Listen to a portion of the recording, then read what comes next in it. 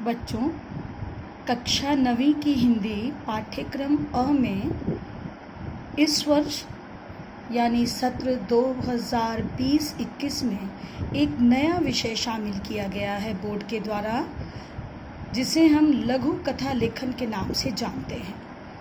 इस विषय पर आप पहली बार लिखेंगे। इसे कैसे लिखा जाता है, लिखने की क्या कला है, किस किस विषय पर आ सकता है, उसके उदाहरण कौन कौन से होंगे और उसकी लिखने से पूर्व की रूपरेखा क्या होगी, इस पर मैं प्रकाश डालूं, आपको लघु कथा लेखन में सहायता पहुंचेगी। तो पहले बच्चों ये समझे कि कहानी या कथा किसे कहते हैं। हिंदी गद्य साहित्य की एक विधा है कहानी, जिसमें जीवन के किसी एक अंग या किसी एक मनोभाव को विभिन्न पात्रों, चरित्रों, शैली के साथ जब लेखक प्रदर्शित करने का उद्देश्य सामने रखता है, तब वो कहानी बन जाती है। तो कहानी लेखन एक कला है बच्चों। लेखक को कहानी लिखते समय अब आप देखिए कि इन बातों का ध्यान रखना चाहिए। जब आप कहानी लेखन करें, लघु कथा लेखन करें, तो इन बातों का ध्यान अवश्य रखें कि कहानी लिखने से पूर्व उसकी रूपरेखा बना लेनी चाहिए। कहानी का प्रारंभ सुंदर और आकर्षक होना चाहिए। कहानी सदैव भूतकाल में लिखी जानी चाहिए। उसकी भाषा रोचक और सरल होनी चाहिए। आवश्यक संकेतों या चित्रों को ध्यान में रखकर ही कहानी लिखनी चाहिए। जो चित्र या संकेत बिंदु दिए हैं, उन्हें नज़रअंदाज करके अगर आप कहानी लिखना चाहते हैं तो उद्देश्य समाप्त हो जाता है।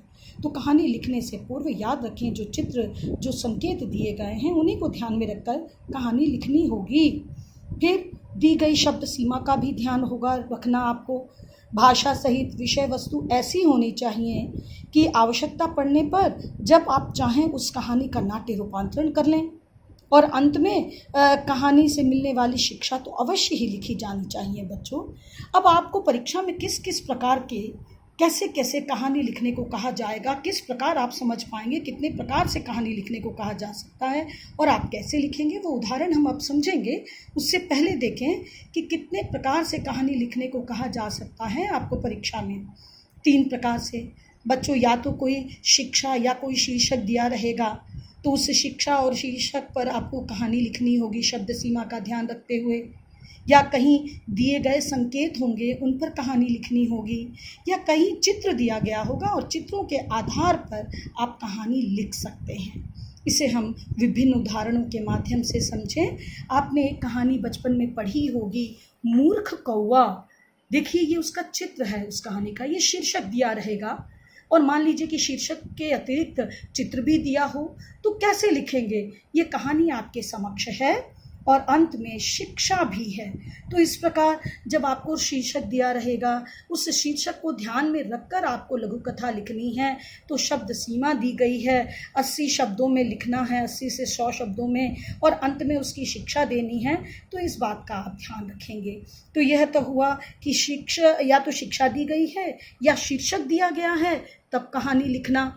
और एक और प्रकार से आपको कहानी लेखन हेतु प्रश्न दिया जा सकता है, जिसमें चित्रों पर आधारित तो होगी ही, साथ ही साथ कुछ विस्तारण बिंदु दिए रहेंगे, कुछ सहायतार्थ आपको जो बिंदु दिए रहेंगे। देखिए, जैसे एक ये चित्र है। अब इसमें आप देखें कि इसमें जो चित्र दिए गए हैं उसके साथ कुछ सांकेतिक बिंदु भी हैं, उनका ध्यान रखना है। ये चित्र क्या कहता है?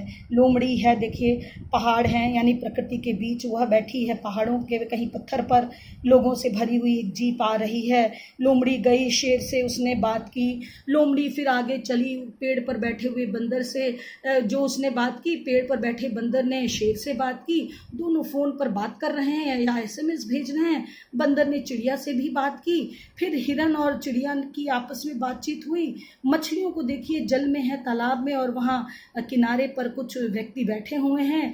मछलियाँ हैं तालाब में और किनारे पर हिरन, वे सब आपस मिलकर बात कर रहे हैं और शेर भी उपस्थित है। अंत में जंगल में, वृक्ष के नीचे, वृक्ष है, जंगल है, और उस वातावरण में शेर भी है। अब देखिए सांकेतिक बिंदु क्या है। आदमियों की जीप जंगल में आया, लोमड़ी का शेर को SMS करना, बंदर फिर चिड़िया या हिरन को फ़ोन करना, हिरन का तालाब पर आना, आदमियों का मछलियों को देखना, मछलियों को फ़ोन करना, फिर शेर का आना, आदमियों से बातचीत होना। अब इस आधार पर आप कहानी क्या समझते हैं? इस आधार पर हम ये समझते हैं कि जंगल में कुछ लोग आए जीप में बैठकर, और जंगल के जानवरों ने देखा, उन्हें लगा इंसान अपनी दुनिया से निकलकर हमारे जंगल में हमारे जीने पर मानो प्रतिबंध लगाने, व्यवधान उत्पन्न करने आ गया है। सभी जानवरों ने आपस में बात की और अंततः जब उन्होंने इंसानों से भी मिलकर सभी जानवरों ने बात की तो ये बताना चाहा, शिक्षा ये देनी चाहिए कि भाई तुम अपनी दुनिया में जियो, हम अपनी दुनिया में जिएं। तुम हमारा शिकार करने क्यों जंगल में आ गए, या जंगली जीवन को क्यों किसी प्रकार अपने काम से, अपने कृत्यों से किसी प्रकार की रुकावट डालने क्यों आए हो? संदेश क्या दिया उन्होंने? संदेशा शिक्षा दी कि जियो और जीने दो। तो बच्चों, इस प्रकार आप लघु कथा लेखन लिखेंगे, कहीं शिक्षा, कहीं शीर्षक और कहीं विस्तारण बिंदु के साथ। आशा है, मैं ये उम्मीद करती हूँ कि आपको लघु कथा लेखन में अब कोई परेशानी नहीं होगी। व्याकरण की पुस्तकों से देखें, इसका अभ्यास करें, विभिन्न विषय आपको मिल जाएंगे। धन्यवाद।